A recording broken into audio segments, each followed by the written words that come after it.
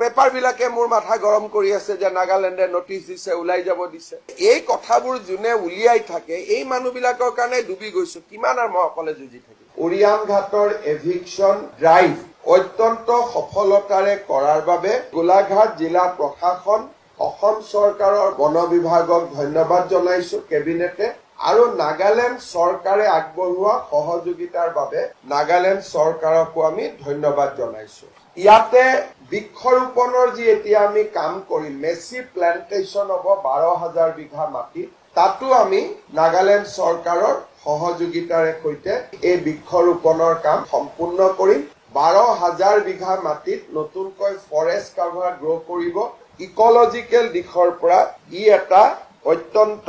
সন্তুষ্টিৰ বিষয় উৰিয়াম ঘাটৰ পৰা মানুহে কি পিটিশন কৰিছে যে আমাক যদিও এভিকশন কৰিলে ভোটটো কিন্তু আমাক উৰিয়াম ঘাটতে দিব অনুমতি দিব লাগে যদিও মই এতিয়া ঢিঙত থাকো ইমান এখন ভয়াবহ এপ্লিকেশন দিছে যে এতিয়া মই ঢিঙলৈকে আহিলো মই মৰিগাঁওলৈকে আহিলো কিন্তু মোৰ ভোটৰ চেণ্টাৰটো উৰিয়াম ঘাটত থাকিব লাগে উৰিয়াম ঘাটৰ এভিক্টেড মানুহখিনিয়ে দিছে ইলেকশ্যন কমিশনত গোটেই ইন্টেনশনটো হল যে আপাৰ আসামত ইনফ্লিক্ট কৰিব লাগে সমষ্টিটো বঢ়াই যাব লাগে তেওঁলোকৰ কথা এইটোৱে আৰু এই গেম প্লেন বিলাক কোনো আগত কব সাহস নকৰিছিল কৰিলেতো আমি বহুত বচাই লব পাৰিলোহেঁতেন কেনেকুৱা চিঠি লিখিছে যে ভোটটো হ'ব মোৰ উৰিয়াম ঘাটত থাকিম মই ঢিঙত ডিলিমিটেশনে কি কৰিব পাৰে ডিলিমিটেশনেতো জিঅগ্ৰাফি আৰু পপুলেশ্যনটো চেঞ্জ কৰিব নোৱাৰে উৰিয়াম ঘাটত তেওঁলোকে আৰম্ভ কৰিছিল 1200 ভোটেদি এইবাৰ উৰিয়াম ঘাটত তেওঁলোকৰ ভোট হলেতেন 16,000 বিহালীত যেতিয়া পল্লৱ লোচন দাস এমএলএ আছিলে মই নিজে বিহালীত পল্লৱ লোচন দাসৰ কাৰণে কেম্পেইনত গৈছিলো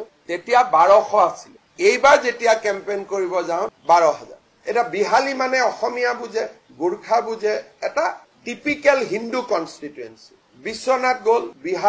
বিহালীৰ পৰা গহপুৰত আৰম্ভ কৰিলে নাৰায়ণপুৰ আৰু দুই ফালৰ পৰা আহিব তেজপুৰৰ 5 মাইলৰ পৰা আহিব ইফালে নাওবৈচাৰ পৰা আহিব দুই ফালৰ পৰা তেওঁলোকে এক জায়গাত স্যাটেলাইট ঘাটি এটা পাতি লয় তাৰ পৰা আৰম্ভ কৰে সো উৰিয়াম ঘাট ওয়াজ এ স্যাটেলাইট ঘাটি নহলে ভাই মই য'ত আছো তাতে ভোট দিম আজি যদি মই কিবা কাৰণত বিহাৰৰ পৰা অসমত আহো মই লিখিম নেকি যে মই অসমলৈকে আহিলো কিন্তু মোৰ ভোটটো বিহাৰত থাকিব লাগে তেওঁলোকে লিখিব লাগিছিল যে আমি উৰিয়াম ঘাটৰ পৰা মৰিগাঁও আহিলো মৰিগাঁৱত যেন আমাৰ ভোটৰ লিষ্টত নামটো সোমায় নাগালেণ্ড সিএমএ মোক ফোন কৰিছে যে নাগালেণ্ডৰ ডেপুটি সিএমও আহিব 23 তাৰিখে চন্দ্ৰপাটেৰু যাব লাগে একেলগে প্লান্টেশন কৰিম আমি তেওঁলোকে অফিচিয়েলি প্ৰেছ ৰিলিজ দিছে পেপাৰ বিলাকে মোৰ মাথা গৰম কৰি আছে যে নাগালেণ্ডে নটিচ দিছে ওলাই যাব দিছে তেতিয়া মই নাগালেণ্ডৰ সিএমও কলো যে আমাৰ অসমৰ মিডিয়া এইবোৰ লিখিয়ে থাকিব আপুনি এটা ষ্টেটমেন্ট ইস্যু কৰিব গতিকে এই কথাবোৰ জুনে উলিয়াই থাকে এই মানুহবিলাকৰ কাৰণে ডুবি গৈছো কিমান আৰু মই অকলে যুঁজি থাকিম